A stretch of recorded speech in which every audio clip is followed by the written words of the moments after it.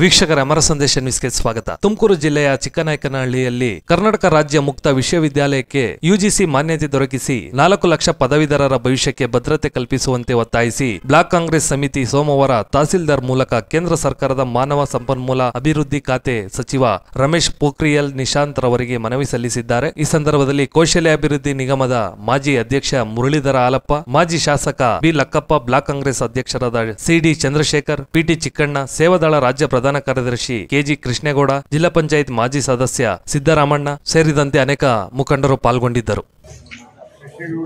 ಇದೇ ಸಮಯದಲ್ಲಿ ರಾಜ್ಯದ ಎಲ್ಲ ಸಂಸತ್ ಸದಸ್ಯರಿಗೆ ನಮ್ಮ ಒತ್ತಾಯ, ಚಿಕ್ಕನಾಯಕನಹಳ್ಳಿಯಲ್ಲಿ ನಾವು ಹೊಸ ವರ್ಷದ ಕೇಕ್ಗಳು ನಿಮ್ಗೆಲ್ಲರಿಗೂ ತಲುಪಿಸ್ತಾ ಇದ್ದೀವಿ. ನಾವು ಇದೇ ಕೇಕ್ಗಳನ್ನ ನಮಗೆಲ್ಲ 4 ಲಕ್ಷಕ್ಕೂ ಹೆಚ್ಚು ಜನ ಪದವೀಧರರು ಅಥವಾ ಬೇರೆ ಬೇರೆ ಕೋರ್ಸ್ಗಳನ್ನ ಮಾಡಿರೋಂಥವ್ರಿಗೂ ನೀವು ಕೇಕ್ನ ತಿನ್ನೋ ಥರ ಮಾಡಿರಿ, ಸಿಹಿ ಹಂಚಿಕೆ ಆಗಲಿ ಅಂತೇಳಿ ಮುಖಾಂತರ ನಿಮ್ಮನ್ನೆಲ್ಲರನ್ನೂ ಕೋರ್ಕೊತೀವಿ. ಇಲ್ಲಿವರೆಗೂ ಪತ್ರ ಹೋಗಿರೋದು DK ಸುರೇಶ್ ಅವರು ಗ್ರಾಮಾಂತರ MP ಅವ್ರ ಕಡೆಯಿಂದ ಮಾತ್ರ, ಬೇರೆಯವ್ರ ಕಡೆಯಿಂದ ಆಗಿಲ್ಲ.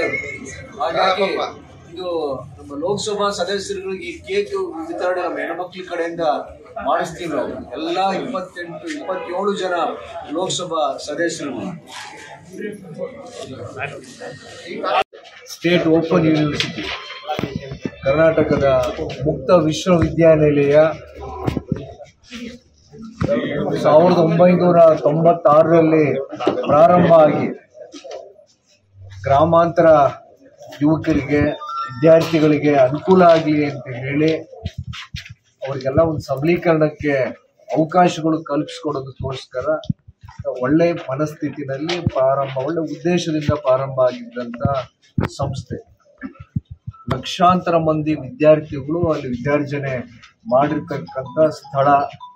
ಅದನ್ನೀಗ 8 ವರ್ಷಗಳಿಂದ ಇತ್ತೀಚೆಗೆ ಯಾರ್ಯಾರು ಅಲ್ಲಿ ಕೋರ್ಸ್ಗಳು ಮಾಡಿದ್ದಾರೆ, ಪದವಿ ಹಾಗೂ PGಗಳು ಇರ್ಬೋದು, ಟೆಕ್ನಿಕಲ್ ಕೋರ್ಸಸ್ ಇರ್ಬೋದು, ಸರ್ಟಿಫಿಕೇಟ್ ಕೋರ್ಸಸ್ ಇರ್ಬೋದು, ಇದನ್ನೆಲ್ಲದನ್ನೂ ಈಗ ಅಮಾನ್ಯತೆ ಕೇಳಿ ಕೇಂದ್ರದಿಂದ UGC ಹಾಗೂ HRDನವರು ಘೋಷಣೆ ಮಾಡಿರೋದ್ರಿಂದ ಯಾರ್ಯಾರಿಗೆ ಸರ್ಕಾರಿ ಕೆಲಸದಲ್ಲಿ, ಅರೆ ಸರ್ಕಾರಿ, ಖಾಸಗಿ ಇರ್ತಕ್ಕಂಥವ್ರಿಗೆಲ್ಲರಿಗೂ ಪ್ರಾಣ ಸಂಕಟಕ್ಕಾಗಿದೆ.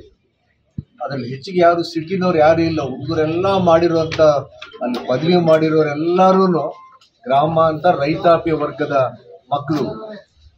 ನಾವೆಲ್ಲ ಅದು ಅಂಕಿಅಂಶಿ ತಗೊಂಡಾಗ 4 ಲಕ್ಷ ಮಂದಿ ವಿದ್ಯಾರ್ಥಿಗಳಿಗೆ ಈಗ ಪದವಿ ತಗೊಂಡಿರೋರಿಗೆ ಈಗ ಕೂತು ಬಂದಿದೆ. ಅದರಲ್ಲೂ ಸಹಿತ ತುಮಕೂರು ಜಿಲ್ಲೆಯಲ್ಲಿ 22,000ಕ್ಕೂ ಹೆಚ್ಚು ಜನಕ್ಕೆ ಈಗ ಇದರಿಂದ ಸಮಸ್ಯೆ ಉದ್ಭವ ಆಗಿದೆ.